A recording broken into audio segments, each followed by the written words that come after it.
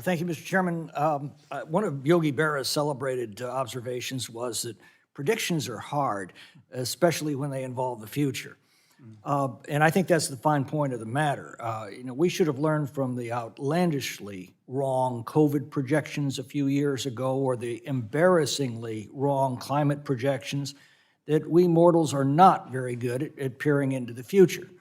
And that's a failure I've watched with respect to budget projections over the 16 years of my tenure in Congress. We're not only terrible at making them, but we tend to use them to avoid making tough decisions in the here and now. That's the J. Wellington Wimpy School of Budgeting. I'll gladly give you $2 of savings 10 years from now for $1 of new spending today.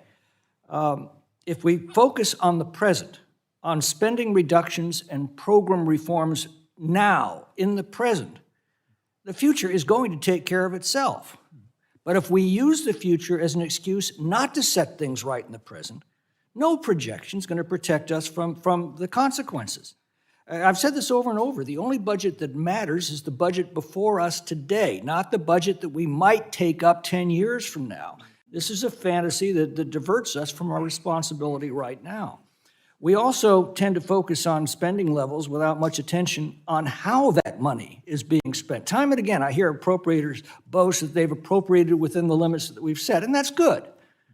But there seems to be little interest in where that money's actually going, how it's being spent, and I'm constantly appalled to see where it goes. Hundreds of billions of dollars that take federal revenues and spend them on projects that exclusively benefit individual communities or politically connected interests or NGOs. Hundreds of billions of dollars of subsidies that prop up failing businesses that can't make it based on their own merits. And unauthorized appropriations that are made in violation of our own rules and that routinely fund much of the government because our authorizing committees won't review the efficacy of the agencies that are under their control.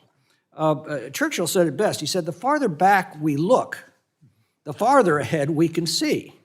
And perhaps we should look back at how these programs were performing and why we keep throwing good money after bad rather than while we're trying to peer into the future.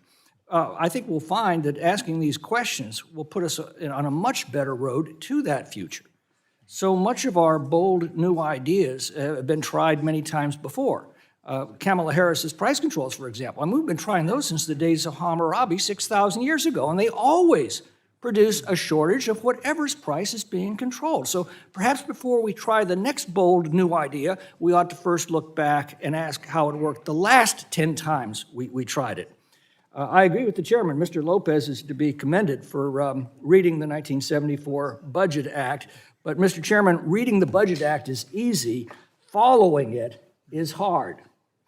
And that's what we failed to do under both Republican and Democratic majorities. And by not following it, we placed the nation's finances in a perilous condition. So I say again, the fault, dear Brutus, is not in our stars, but in ourselves, that we are underlings. Mr. Swigel, what I'd like to see us focus on is subsidies of every kind. The beauty of a free market is that consumers get to vote every day with every dollar they spend on what the economy will produce, what prices they're willing to pay, who best produces it. Subsidies distort those price signals. Robbing St. Petersburg to pay St. Paul. Projects that exclusively benefit local communities ought to be paid exclusively by those local communities rather than robbing their neighbors. Unauthorized appropriations for agencies whose authorizations lapsed years ago, and yet we still keep shoveling money at them without asking if they're even still relevant, let alone effective. And let me now pose to you, what would you add to this list? No, I was going to say that's something we're working. I'm not sure. The unauthorized appropriations is a really hard one. We have an annual report.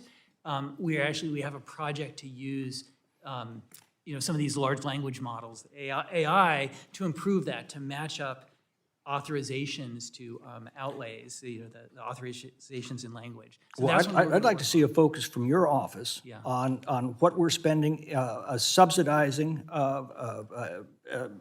interests of what we're doing that is diverting national resources to exclusively local interests, and again.